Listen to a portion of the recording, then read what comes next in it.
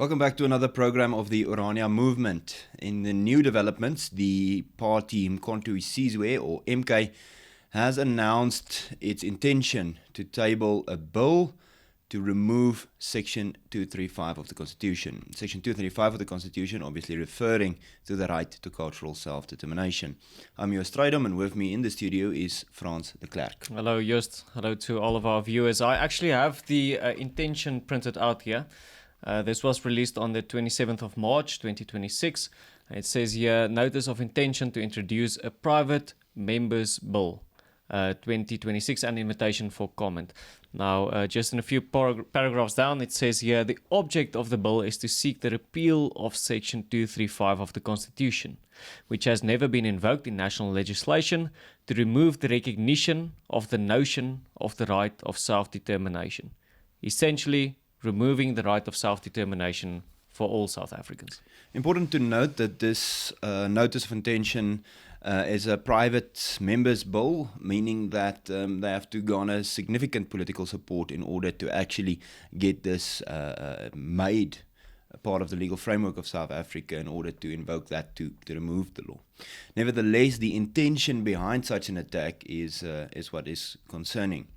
Many of our viewers will remember that earlier, Carl Nias from the EFF, the Economic Freedom Fighters, known for their chant, "Kill the Boer, kill the farmer," has also tried to invoke similar actions by writing to the Minister of Constitutional Development and Justice, stating and very specifically referring to Orania, to Kleinfontein, and also referring to the fact that Afrikaner heroes in many public settings standing in terms of monuments, including the Paul Kruger statue, wherein Nias asked that not only people participating in such events to be harshly reprimanded, but even asking for things like people being sent to jail.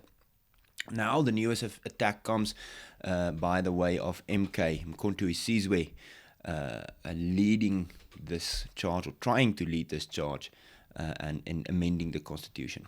MK, which is also a political party in South Africa, and yes, we always see these attacks coming, especially against Orania, from political parties. I think back to the EFF, the Economic Freedom Fighters. Many of our viewers know them as the Red Berets, the Red Party in South Africa, chanting "Kill the Boer, kill the farmer."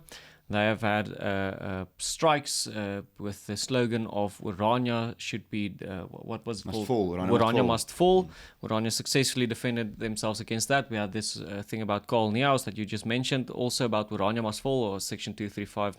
Yes, Section 235 must be amended. And now again from another political party, the MK, the Mkhonto party, saying that the right of self-determination in South Africa should be invoked. Now, yes, there's correlation that these types of political, these types of political actions, there's correlation between these political actions and election years. It's election year in South Africa, and Orania, more often than not, becomes a target of some political party. Very interesting that you note that, Frans. I do agree with that fully. And what we've seen in the previous election cycle is very historically low participation levels, meaning that many of these extremist kind of parties try to use rhetoric invoking Orania as some kind of unifying chant to get their supporters to just go vote, proving that there's no deed too low for them in order to just mobilize political support and get elected. In the end, this is the main driver of such action. And we can also see this in kind of the line of argument that Mkhonto is taking in this. For our international friends specifically, we also did a video on Afrikaans. This one is more aimed at our international audience, who I do also request, if you are interested in what is going on in South Africa, if you are trying to stay updated into the events in South Africa, it is quite important to take note of this. This is an effort to attack the rights as laid out in the Bill of Rights in the Constitution of South Africa. Now let's hear their argument, Frans, and you referred to it earlier. So let's hear their argument. Their argument is that the right to self-determination should be removed. They think it to be confusing, contradictory, and with a sense of ambiguity. It's not in their framework understandable enough, and they also believe that the right to self-determination for communities is unnecessary because there is enough in the framework of individual liberalism. There's enough individual rights, such as the right to free association and the right to free movement and so on, and thus a collective, a people, a nation, a folk does not need communal legislation as well. The individual legislation is more than enough. And in that sense, they call on Section 235 from the Constitution of 1996 to be totally removed. And I said it earlier as well, that the one side of the attack is to add legislation, right? To add legislation in terms of the Bella, legal framework, removing Afrikaners' input in their own schools, removing Afrikaners' influence in their own schools, removing parents' involvement in schools, of Afrikaner parents, and giving that to the state as custodian, who's obviously going to antagonize Afrikaners. And also adding legal frameworks such as the right to expropriate land without any compensation. So we see on the one side that kind of assault, on the other side the intention to remove legislation from the Bill of Rights, such as specifically this, removing the right to cultural self-determination, which is a constitutional right. Yes, I'm thinking back on the famous quote from the first president of Mozambique saying, for the nation to survive, the tribe must die, which is, this is a blatant call to or in the same direction of something like that. South Africa is such a diverse country with more than 11 official languages, with even more distinct cultural groups in South Africa, each of them having a distinct cultural identity. For things like Bala, for things like removing Article 235, the tribe will have to die, which means we will effectively become a nation of individuals. This is not an attack on Afrikaners or an attack on Orania, although Orania have made significant strides towards the actualization of Section 235. But this is an attack on every single South African, for every single distinct cultural identity in South Africa, for every person who wants to be able, with their own people, to make their own decisions and have the ability to carry them out. So in that sense, I think the MK is making a very dangerous mistake right now. Because when the tribe dies for the nation to survive, that's not the nation surviving, that is the political elite. That is the centralistic government. And when you're saying to your own supporters, as the MK is, we want to put the idea of self-determination for anyone in South Africa off of the table. What they are saying effectively is we want to govern and we don't want anybody else to have their own, to make their own decisions in this country. A political ruling class, Yes. so to speak. Exactly. I do share that sentiment. It is you have the right to play by our rules, and that's that. You do not have the right to look out for your own people. You do not, and I think looking back on COVID, for example, where South Africa was the only country in the world, probably ever that ratioed socioeconomic support in terms of grants and in terms of food parcels based on race. So you have the right to play the game according to our rules. But there's another big irony. Knowing Nkonto Sizwe as a party, knowing what they supposedly stand for, reading through some of their founding documents, there's another big kind of thing that I don't understand. We know the history of Section 235 of the Constitution and also the Afrikaner Accord on Self-Determination. Let's look at the Accord on Afrikaner Self-Determination, which was kind of foundational in the negotiations. Making the argument that I want to make is that everything that was part and parcel of the negotiations, the right to property, the right to education, as well as the right to Afrikaner self-determination, which was some of the terms on which Afrikaners decided, okay, we can continue being a people based on these.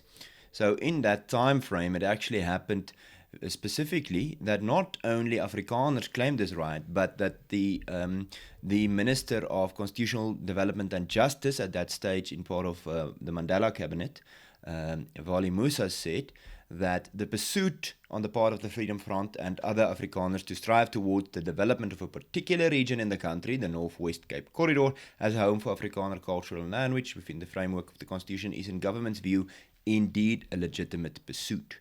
This was said in Parliament in 1998. based on the idea of the 1996 Constitution, the right of the South African people as a whole to self-determination does not preclude, within the framework of the right, recognition of the notion of the right to self-determination of any community sharing common cultural and language heritage within the territorial entity of the Republic. So the idea that 235 is included in the Bill of Rights as a collective for anyone to use, that is indeed so. But specifically, this was created to appease Afrikaners during the negotiations in the 90s, so that there's a collective solution for Afrikaners as well. Now, here's the big irony. Here's the big irony. Contrary to that, in a bit earlier, I think in 96, 94, the trust laws on which the Ingonyama Trust for the Zulu people was based on was also established as part of the legal framework. So if individual liberalism and individual rights is enough to house and maintain all the rights for all the peoples, why then is it necessary to make a special appeasement also for the Zulu people? Yeah. For their self-determination, you know? Why is that framework there to appease to the collective, but in the case of the Afrikaners, individual rights is enough? That is what does not make sense to me. Yes, let's why is MK not attacking that right? Well, and that's why I say attacking this right will negatively influence everyone in South Africa, not only Afrikaners, but especially Afrikaners who have made major strides towards Section 235. But let's think about this elementary or basically and logically, right? I'm asking myself the question, why would a government or a political party be against self-determination? Take Orania as example. Orania, which is to a certain extent a self-governing space, having a positive influence on the environment, having an economic positive influence on the environment, still contributing to South Africa positively and financially, having a safety and security positive influence in the entire environment, having good relations with our neighbors, having good relations with different institutions inside and outside of Orania. What would be the reason to oppose self-determination for a community like this? And the only answer I can get to is the lust for power, the want for power. It's bringing people in South Africa down to ensure that you stay the governing party, to ensure that you keep the governing power. Removing it's such a weird concept for me to remove the idea of self-determination from all the peoples of South Africa. As you rightfully said, Joost, there's not only the Afrikaner who's working towards self-determination or wants more political power within their own communities. There are different communities all over South Africa, and you even see that in the Zulu community. The Zulus, which are many, I think the majority of the MK supporters are people of the Zulu culture. And that's why I think even for their own supporters, this is a small political elite misinforming their own supporters on what they are busy with and eventually what it can lead to. Well, I do see this as a blatant attack on communities like Orania, as similar to efforts like maybe Cape Independence and communities like Kleinfontein. We will not stand for this. This cannot pass. It is a blatant disregard for the rights of Afrikaners. It is a blatant and very clear attack on what these people are trying to achieve. I do want to take a moment, Frans, and just thank our supporters. We have so many international supporters from Europe, from Russia, from the United States, individuals that just stating their intent of supporting us, even from African countries, people who just blatantly say they support us and they want us to thrive. I do want to thank everyone supporting us politically, supporting us economically, whether that is via investment or via donations or just buying products from Orania. We do thank you very, very much for that kind of support, signing our petitions and more. It is immensely valuable to us fighting things like this. What we are going to do, we're going to call on our supporters to yet again support us. We are going to, there's a time frame of 30 days reacting to this. We are going to use that 30 days to make it very clear that Afrikaners will not stand for this. I do want to ask our supporters to actually, we're going to publish a link to our letter opposing this bill or proposed bill. And we will ask you to download this and also to send it in under your own name, so that there's a clear message that the people in mass will not stand for this. Let's say this: the Orania, Orania and the Orania movement, to a certain extent, get used to attacks like this. And the reason is because the amount and the frequency of attacks like this, and each time we have been successful in defending our message and our people from attacks like this. But that's not the only thing we do. We are not a defense organization. We are not a community structured or which finds its identity in reaction to what others are doing to us. What do we do? What do we actually do? We build. We build towards freedom. We concentrate. We become a community of Afrikaners, a cultural community where we build practical freedoms. We don't ask, we don't beg, we don't draft bills and amendments and things like that. We build practical freedoms, and that is what you can see. So while we are, defending and spreading our message, we are actually building. And that is where I also want to thank you for helping us. Every person that spreads our message and every person that has some sort of support that they are showing, you're actually helping us build this community. Joost, you said correctly, we are going to draft our own letter, which we are going to make available. You're welcome to sign that letter. We will watch the space. We will make this available. You're welcome to sign that letter showing your support, and then also download that letter and send it in yourself. In the past, we were able to give over a very powerful message with a lot of supporters of the Afrikaner cause, a lot of Afrikaners and a lot of supporters. This time, I think it's even bigger than that. This is the cause for self-determination, not only for Afrikaners, but for every South African citizen. And from the Orania movements, we will state the case for Orania. Thank you very much for tuning in. Please do share this video to reach a wider audience. If you want to support our work or donate to our cause, please check the link in the comments. And for the rest, thank you very much for all involved, and we will continue building freedom in our time. Thank you.